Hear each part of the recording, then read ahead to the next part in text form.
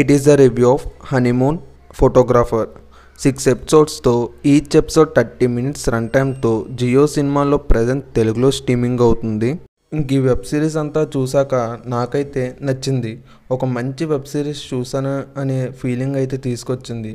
ఈ web series basic story line వచ్చేసి ఇద్దరు కపుల్స్ అయితే మాల్దీవ్స్కి హనీమూన్ చేసుకుంటాకి వెళ్తారు. అలా చేసుకుంటున్నప్పుడు ఆ తర్వాత రోజు హస్బెండ్ అయితే చనిపోతాడు.